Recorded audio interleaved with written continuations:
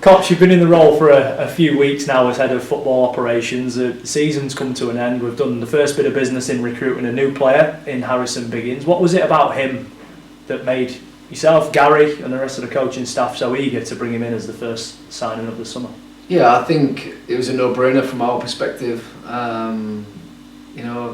Seeing how well he did last year in a struggling team at Fleetwood, he's got an eye for goal, full of energy. So we believe he can add and complement the midfielders we've already got really well.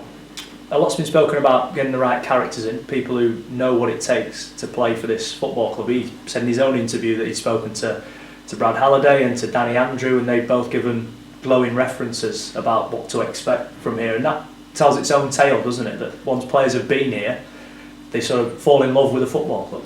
Yeah, I think from his perspective, being a Yorkshire lad, been from Sheffield, it was sort of one that he wanted to do. Speaking to Brad, speaking to other players, you'd like to think that the experience that we give players, the opportunity that we give players, and the environment that we create and we're going to try and create, will be one that he can express himself. He can almost give himself the opportunity of performing at his best.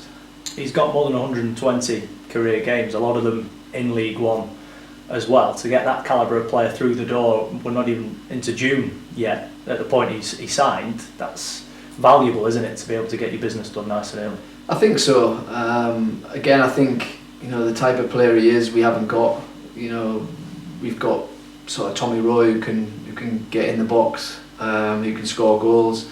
But for midfield, it's such an important position, and we feel like getting him over the line early doors sets the tone and shows that we have an intent to bounce back from last season.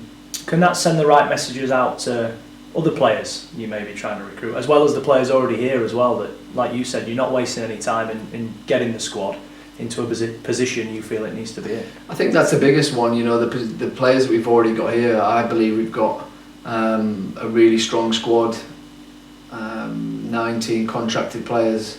Last year we were in a little bit of a different situation where we were trying to recruit, and there was a lot that came through the door.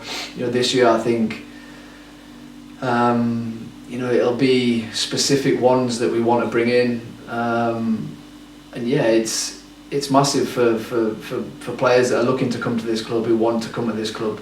But like you said before, characters that can complement the dressing room really well, can influence the dressing room. Last year it was tough on younger players. We spent a lot of last season not being able to get what we call leaders on the pitch, experience on the pitch, and the young lads were thrown in at the deep end. Whereas we want to bring characters in, lads that can help and influence and drive them young players on, and I believe we've got 19, 20 of them in the squad. Two more players have since signed new deals with a football club. We'll start off with Aidan Barlow, and when you reference young players there being thrown in at the deep end, I know you've said yourself you see bits of yourself in Aidan from when you were his age. Talk to us about that and how you feel that he can come out of his shell and really develop here at the football club. Yeah, I think from Aidan's perspective, last year was really tough. It's a learning. He was 21, getting released from Manchester United, one of the biggest clubs in the world. I had the same experience at 21, 22, leaving Newcastle. So he was almost played too many games, played more games than was expected, played in positions that probably wasn't, sort of played in positions where he was playing right wing back, playing against. It would have been a massive learning for him last season, whereas I think, myself came to Doncaster at 22, 23, never scored in my first season. I was in and out of the team. I see very, very sort of similar traits in Aidy, the way he is as a player, really creative, got an eye for goal as well. Some of the things I see in training is unbelievable, but then it's about replicating that on a match day, and I was exactly the same at that age. So bringing him in, signing him signing a new contract, I think, will give him the belief and the confidence that, you know, we believe in him, and he just has to bring it next year and show it more consistently in a position that we feel he's strongest. Is that what he needs the most? People, whether it's inside the football club or the fans at a weekend, to sort of show him that he belongs here at the club, whether that's yourself, Gary, the coaching staff, his teammates. I said to him earlier on that towards the end of the season, he's probably hoping the season didn't finish, because he's just starting to get in a position where he's playing a bit more regularly. Now the key is to make sure he knows within himself that he's here for a reason. Yeah, I think that's everybody. You know, I think everybody needs to feel valued and wanted. You know, and also he has to do it for himself. So he has to understand that, you know, he has an opportunity at Doncaster to sustain a professional football career, and it starts every single day. You know, what we see in AD is exactly when we profile positions is, you know, can he do this, can he do that, has he got this, has he got that, and I think a lot of the attributes that we're looking for in that position, sort of an attacking midfield number 10, you know, wide forward, he fits the bill, and it's about, again, developing that. You know, he's at an age where he is in a development phase. It's about the coaches, myself, the manager, you know, senior players trying to help him, try to nurture his talent, and then it's up to him. So it's up to him to produce it every single day, every single week when he gets the opportunity.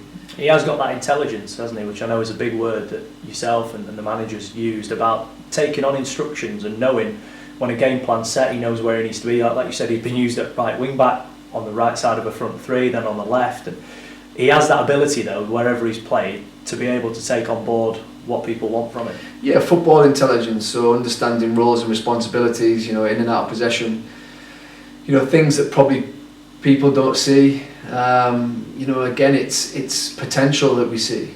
You know, people look, and, you know, last year he was in a team that struggled because there was a lot of players like AD experiencing it for the first time. Whereas what we're saying is, you know, if we get 5, 6, 7, 8 experienced players in that team, and a 1 AD Barlow or 2 AD Barlows, you know, it's so much better for everybody. They learn more, and there's less pressure on them to perform. So I think, you know, that said, if that happens next season, then I genuinely feel like he could flourish. The second player to sign a new deal was Bobby Faulkner, someone at such a young age but with so much potential, a local lad as well. How important was it to get him signed up for the next couple of years? Yeah, he deserves it. You know, from what he showed last season, went out on loan. Just speaking to his parents there, they were absolutely beaming. You know, they went to watch him every single week last year, and they raved about how good the club was, and how they sort of warmed to him from the get-go. We went to watch him play, and he was brilliant. You know, every day in training as well. When he trained with us, he was excellent. And at 17, 18, it's again a no-brainer for us, because, you know, the thing with Bobby is he hasn't come through the academy. You know, he's come through grassroots, very much like myself. And I believe he's got the desire and the hunger, or he's showing the desire and the hunger to push on and improve and develop. And at the age he is as well, he's a physical specimen, isn't he? He's got to turn a pace for a big man as well. And to go into non-league with Frickley on his loan spell as he did, not every player would take to that so easily, would they? Some find it more difficult going into men's football for the first time. Yeah, and I think going back to it, you know, character, communication, you know, somebody like Bobby could go there and sort of, I wouldn't say shrink, but, you know, not be loud, not be vocal, not communicate, whereas he was the opposite. So, you know, you speak to people there, and he was organising the back four, he was organising midfield in front of him, he had a really good relationship with the goalkeeper. They're the things that we sort of highlighted, that we wanted this football club. You know, people that want to take responsibility, people that aren't scared of making mistakes, but understand that they're developing and they want to improve. And, you know, I haven't even spoke about how good he is as a footballer. That's testament to him as a person. You know, he signed a 2-year deal, and, you know, it wouldn't surprise me if I'm here next year having a similar conversation about him signing a new contract. Well, when he's got somebody like Tom Anderson there as well as the captain of the team, somebody who's put in those hard yards, hasn't he, over the years, and then came to Rovers and found a home for himself. But to have that sort of player for him to lean on will be valuable for him as well. Yeah, definitely, not just Tom, but Joe Olowu, Roshan, Ollie, centre half club that they've took care of him. You speak to any of them lads and they speak highly of Bobby. Again, not just as a player, but as an infectious character that you want around the dressing room at 17, 18 years old. So no, we're delighted to obviously get him to sign his contract, and we're really looking forward to seeing his progression.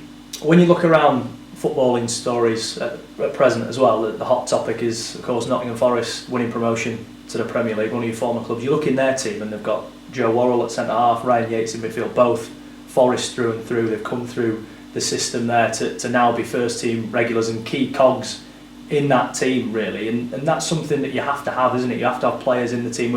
You mentioned recruiting players who know what the club's all about, but you have to be able to bring players through as well that are Doncaster born and bred. Definitely, and even more so when you see how much it means to him at 17, 18. I know I keep referring to his age, but if you watch the smile he had when he signed his contract, his parents when they come and watch his interviews and watch him get his pictures taken, they can't believe how far he's come, but they're taking it in, they're enjoying it. He plays and trains with a smile on his face, and like you say, if he's from Doncaster, he knows what it means to have him on the pitch and to watch his progression. I'm really looking forward to that, and like you say, hopefully he will be a Doncaster captain in the future.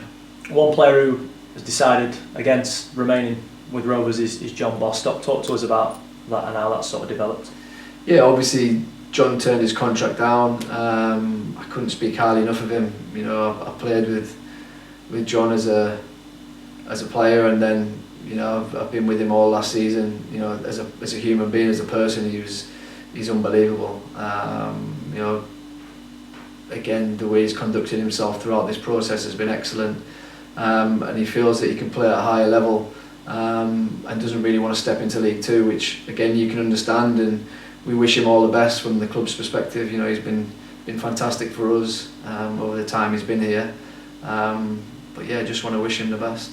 Is it important that sort of thing is ironed out nice and early? You don't want that sort of thing lingering on for too long, do you? No, you don't, and John was really good in how he communicated. He had the club's best interests at heart. He let us know quite early on, and we can now move forward and plan without him. And again, bringing Harrison in, and the squad and the midfielders that we've got in Ben Close, Adam Clayton, Tommy Rowe.